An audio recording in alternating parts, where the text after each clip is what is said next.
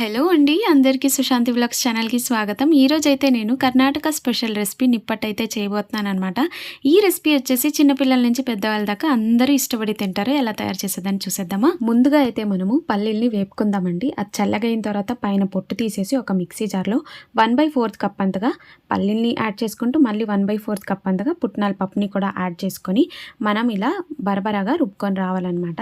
ఇప్పుడైతే ఒక కప్‌లో 3/4 కప్ అంత వరకు బియ్యం పిండిని యాడ్ చేశాను. 1/4 కప్ అంత వరకు మైదా పిండిని యాడ్ చేసుకుంటూ టోటల్ ఒక కప్ అయ్యేంత వరకు పిండిలను అయితే ఇక్కడ నేను యాడ్ చేస్తున్నాను. అర్థమైంది కదండి. బియ్యం పిండి ప్లస్ మైదా పిండి, ఇందులోనే ఇందాక మిక్సీ పట్టుకున్నది కూడా వేసుకుంటూ బాగా మనం మిక్స్ చేసుకోవాలి.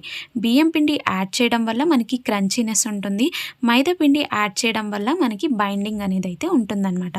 వీటిని ఎందుకు నేను ఇలా బరబరగా రుబ్బుకున్నానంటే తిన్నప్పుడు మనకి పలుకుల్లా దొరకాలనేసి. ఇక్కడైతే 1 టేబుల్ స్పూన్ వరకు కరివేపాకు, 1 టేబుల్ స్పూన్ వరకు జీలకర్ర, 1 టేబుల్ స్పూన్ తెల్ల నువ్వులు, రుచికి తగినంతగా సాల్ట్, ఇక్కడైతే నేను ఇంట్లోనే తయారు చేసుకున్న రెడ్ చిల్లీ పౌడర్ని కూడా యాడ్ చేశాను 1 టేబుల్ స్పూన్. ఇందులో కొద్దిగా హింగు పడితే టేస్ట్ చాలా బాగుంటుందని చెప్పేసి కొద్దిగా అయితే హింగు యాడ్ చేసుకుంటూ 1/2 టేబుల్ స్పూన్ అంతవరకు అజ్వైన్ వేసి మంచిగా రబ్ చేసిన తర్వాత వాటిని కూడా ఇందులో యాడ్ చేయండి. 4 to 5 టేబుల్ స్పూన్ అంతవరకు కాగే నూనెని కూడా యాడ్ చేసుకుంటూ స్పూన్లోనే మీరు బాగా మిక్స్ చేసుకోండి. స్పూన్లో మిక్స్ చేయడం వల్ల మీకు కన్సిస్టెన్సీ అనేది ఫర్దర్గా మీకు తెలుస్తుంది. ఎందుకంటే ఇప్పుడు చాలా వేడిగా ఉంటుంది కాబట్టి మేము చేయి వేయలేము. స్పూన్తో మిక్స్ చేశారనుకోండి బాగా మొత్తం అన్నీ కలిసిపోతాయి అన్నమాట. చూడండి ఎంత చక్కగా కలిసిపోతుంది అనేది. ఇది బాగా కలిసిపోయిన తర్వాత మీకు ఒక అందాజు వస్తుందన్నమాట. లైక్ మీరు ఎంత వాటర్ యాడ్ చేయాలి అనేది. నేనైతే కొద్దిగా వాటర్ యాడ్ చేస్తూ కలుపుతున్నాను. చూడండి ఇక్కడ మీరు కొద్దిగా వాటర్ యాడ్ చేయడం వల్ల కలిపినప్పుడే మీకు కన్సిస్టెన్సీ తెలిసిపోతూ ఉంటుంది. ఓకే ఇది బాగా కలుపుతుంది, బాగా కలిసిస్తుంది అన్నిటినీ అనేది. సో దాని మీద ఇంకొద్దిగానే వాటర్ యాడ్ చేయాలి. సో ఈ కన్సిస్టెన్సీ అనేది చాలా బాగా మీరు మెయింటైన్ చేయాలి. ఈ పిండి కలిపేదే చాలా పెద్ద ప్రాసెస్ అండి. అంటే పెద్ద ప్రాసెస్ అని కాదు, కాకపోతే ఇక్కడ కొద్దిగా మీరు పల్చగా చేసేసినా చాలా గట్టిగా చేసేసినా మీరు ఈ నిప్పట్లు ఏదైతే చేస్తారో అది బాగా కుదరదు. కాబట్టి ఇలాంటప్పుడు మీరు చూసుకొని బాగా చేసుకోండి. చూస్తున్నారు కదా నేను ఏ విధంగా చేస్తున్నానో, ఎంతెంత క్వాంటిటీస్ చెప్పానో మీరు అదే విధంగా చేయండి. చూసారు కదండి ఎంత చక్కగా కుదిరిపోయిందో కదా. సో దీన్నైతే ఇప్పుడు నేను ఒక పెద్ద పోర్షన్ని తీసుకున్నాను, చేతిలో తీసుకొని ఉండలైతే కట్టానమాట. ఒక బటర్ పేపర్ని కింద తీసుకొని దాని మీద ఆయిల్ వేయాల్సిందే అవసరం లేదు. జస్ట్ ఇలా చేతిలో ఒకసారి ప్రెస్ చేసి దాని మీద ఇలా తిప్పుతూ బాగా ఈక్వల్ వచ్చేంత వరకు మీరు దీన్ని రోల్ చేస్తూ ఉండాలి. ఈక్వల్ చేశారనుకోండి ఒక సైడు దిబ్బగా ఇంకో సైడు పల్చన ఇలా ఏం లేకుండా ఈక్వల్గానే ఉంటుంది.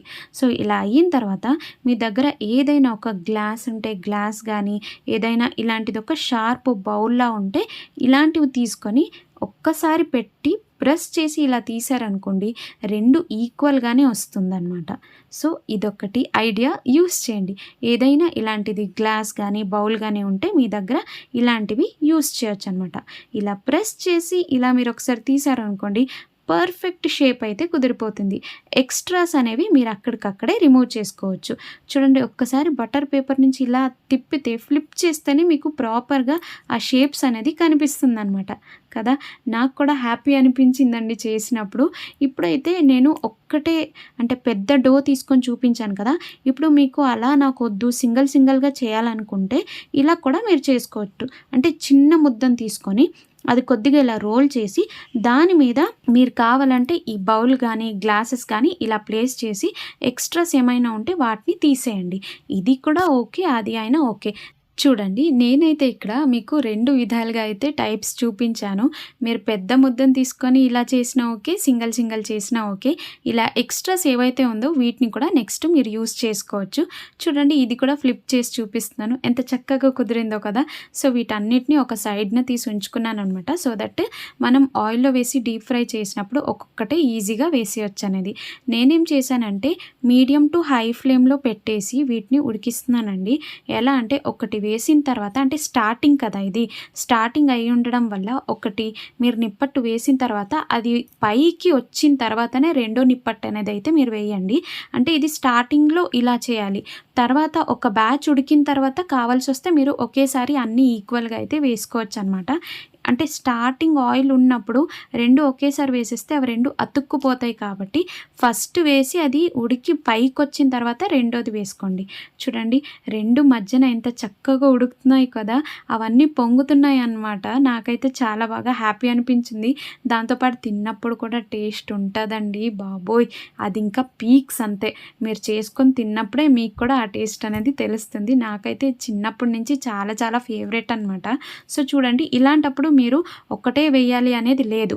సో ఇది సెకండ్ బ్యాచ్ కాబట్టి మీరు ఇక్కడి నుంచి 2, 3 వేసుకుంటూ వెళ్ళిపోవచ్చనమాట. No problem. సో వీటిని మాత్రం మీరు నెలల తరబడి ఉంచుకోవచ్చు.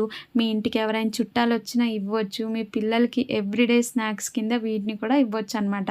సో నేను ఇంకా కొన్ని రెసిపీస్ అయితే మీతో పాటు ఇక షేర్ చేస్తానండి.